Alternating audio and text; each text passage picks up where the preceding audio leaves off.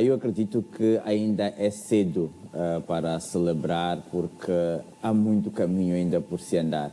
Acho que estamos numa das fases mais cruciais em que os elogios ainda poderão ficar para depois. Quando eu digo uma das fases mais cruciais, é a fase de verificação daquelas que foram as contribuições do povo moçambicano ao longo deste processo. E grande parte daquilo que nós vemos nesta segunda fase do diálogo nacional inclusivo não reflete aquela que é, de certa vontade, do povo na sua plenitude. É só nós fazermos uma avaliação clara de setor por setor, nós vamos acabar percebendo que não é aquilo que nós verificamos nas auscultações da primeira fase, não é também grande parte das coisas que foram apresentadas por parte das organizações ou de partidos políticos nesta primeira senda.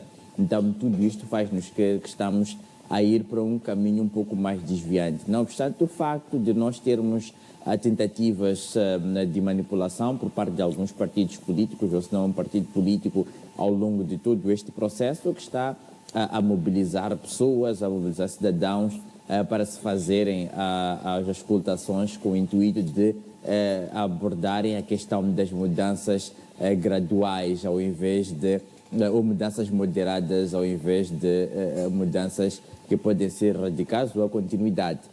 Mas, no meu ponto de vista, não faz sentido nenhum o facto de nós termos num diálogo nacional a proposta de continuidade ou proposta de mudança moderada ou mudanças de forma breve. Não faz sentido nenhum nós termos estas três opções, porque nós sabemos de antemão que se estamos na senda da discussão do diálogo nacional inclusivo é para que se trabalhe nas reformas e se trabalhe na reconciliação.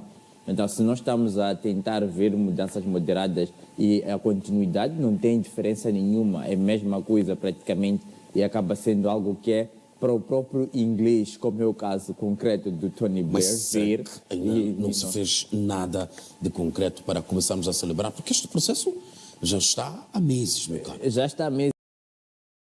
Esse suplemento trata doenças como diabetes, cancro, repito, diabetes, cancro, AVC, hemorroide, problemas de fígado, pulmões, para quem tem enxaqueca, problemas de coluna, para quem tem problemas de pele, acne, ajuda. Já vai em breve para aquela que é a sua reta final. Daqui a pouco nós teremos a submissão, acredito que até o final de ano que é a possibilidade de submissão de propostas e etc. Mas nós temos os grupos de trabalho que estão ainda a fazer o seu trabalho.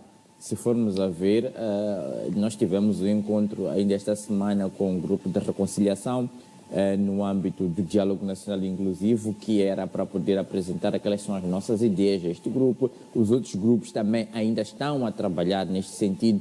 E aí já se coloca a seguinte questão: como é que nós vamos entregar o material às pessoas para discutir enquanto ainda temos grupos que estão a trabalhar? Não faz sentido nenhum. Um elogio, que aparenta ser de grande magnitude como este e de um antigo primeiro-ministro britânico, representa ou não um reconhecimento internacional? Ou tem uma outra percepção sobre isto? Eu tenho outra percepção. Nós sabemos que a nível do sistema internacional, principalmente, tudo funciona na base dos seus interesses. Os Estados, os diversos atores, funcionam na base dos seus interesses. Certeza que existe, primeiro, para esta visita do próprio Tony Blair a Moçambique, existe algum interesse eminente e a gente ainda não sabe qual é esse interesse que poderíamos aqui estar a fazer menção. E segundo, claramente que vai elogiar este processo, que é uma das formas de tentar demonstrar que há algum avanço significativo, ou que está por detrás ou por dentro daquele que é o assunto, e também querer trazer um pouco mais de acréscimos a todo este processo, o que é obviamente normal, mas eu acredito que é mais uma questão na senda diplomática, que é para poder salvaguardar os seus interesses que estão aqui envolvidos, e se calhar o diálogo nacional é um dos melhores argumentos para o efeito. Mas Qual seria o interesse, meu caro, por detrás? É isso. Falar as coisas como elas são. Qual é que seria o interesse real? Eu não sei qual é o real motivo da visita do Tony Blair a Moçambique. Eu, por acaso, andei um pouco desligado, mas não sei qual é o real interesse da visita do Tony Blair a Moçambique. Então, é por aí que nós já deveríamos começar a moldar. Qual é o real interesse da visita dele a Moçambique? Porque nós sabemos que é aquilo que eu dizia anteriormente, as relações internacionais são movidas, obviamente, na base dos seus interesses. E logo, nós aí teríamos que saber qual é o real interesse da visita dele aqui. Ou seja, não acredita numa questão genuína neste elogio? Não acredito. Não acredito. Sinceramente falando, eu não acredito. Mas o que lhe faria acreditar, o Wilker Dias? Eu não acredito que seja uma questão genuína, porque acreditar, olhando para aquilo que é a figura do próprio Tony Blair, eu acredito que a uma altura destas ele deveria ter feito muito bem o TPC e saber como é que as coisas funcionam. Eu ando nos corredores diplomáticos há tempo inteiro. E nós sabemos que quando há uma visita deste calibre, etc., geralmente há consultorias, há entrevistas, há qualquer outro tipo de coisas para poder fazer uma avaliação e verificar o que é que de fato está por detrás do diálogo, como é que está o processo antes de se fazer algum elogio.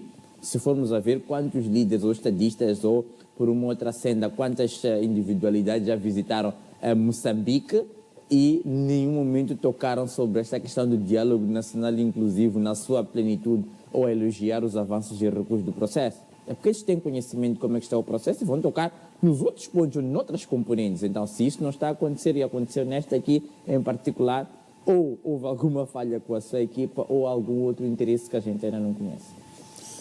É correto, Mendonça, duvidar?